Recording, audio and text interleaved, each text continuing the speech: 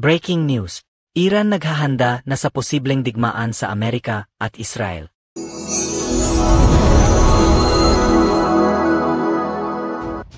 Patuloy na pinalalakas ng Iran ang kanilang kakayahang militar sa gitna ng tumataas na tensyon sa rehiyon.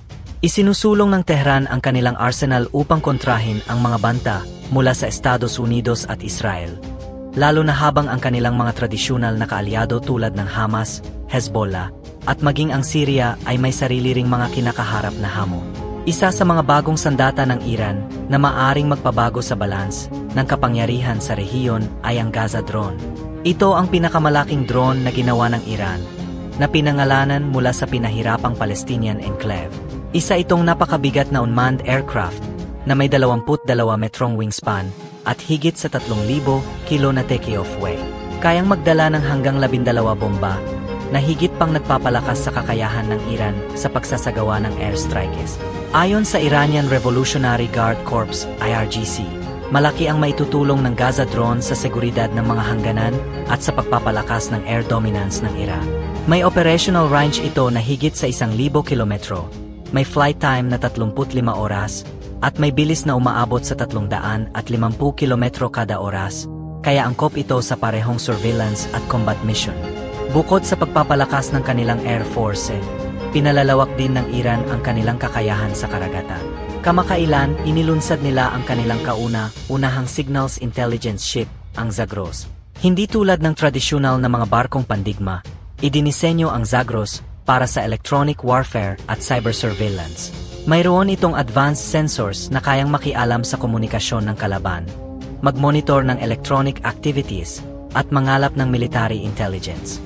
Ayon sa Navy Commander ng Iran, ang Zagros ay magiging matalas na mata ng hukbong dagat ng Iran na nagpapakita ng kahalagahan nito sa estratehikong plano ng bansa. Sa hakbang na ito, hindi lamang pinoprotektahan ng Iran ang kanilang teritoryo, kundi naghahanda rin silang hadlangan ang mga operasyon ng kalaban sa Persian Gulf at iba pang lugar. Ngunit hindi rito natatapos ang pagpapalakas ng Iran sa kanilang hukbong sandatahan.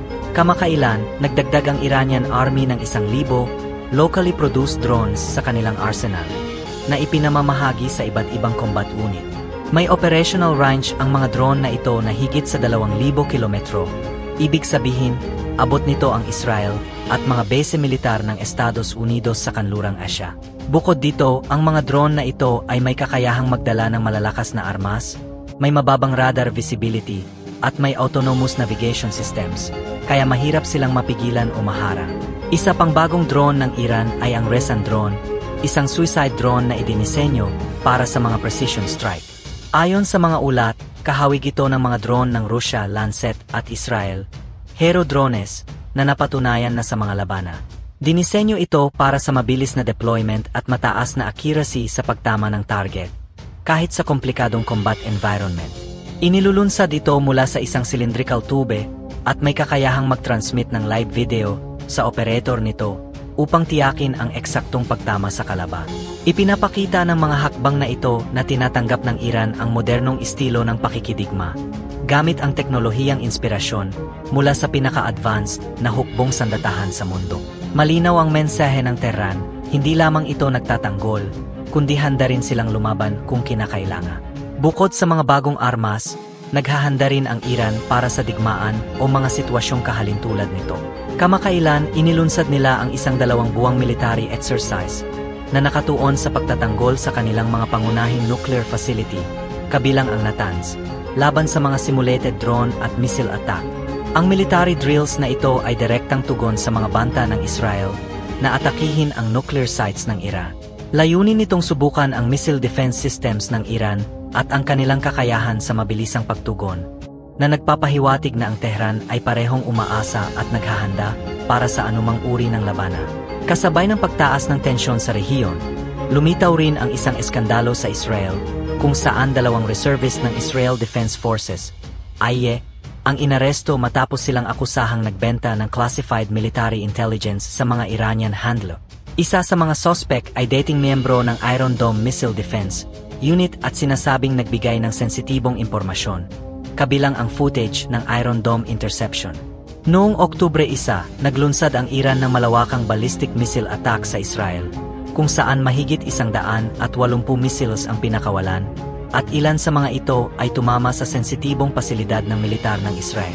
Isa sa mga pangunahing tanong ngayon ay kung ang pag-ataking ito ay pinangunahan ng intelligence na nakuha mula sa mga nasabing IAEA reservists.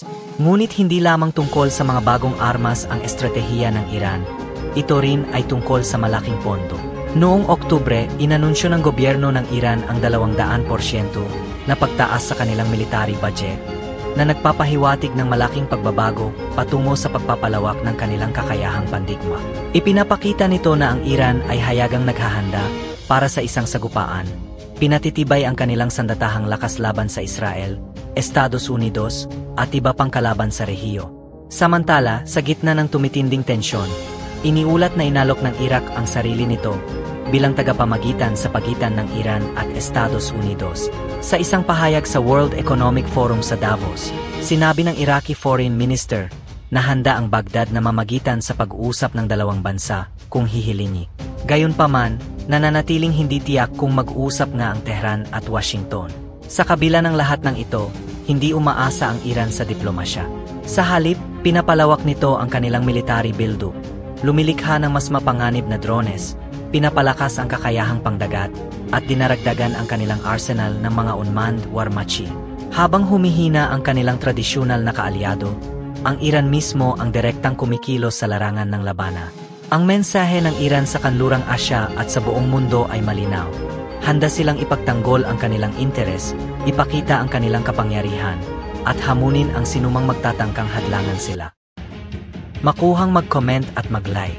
At kung mamarapatin ay mag-subscribe para sa iba pang kaganapan. Salamat po!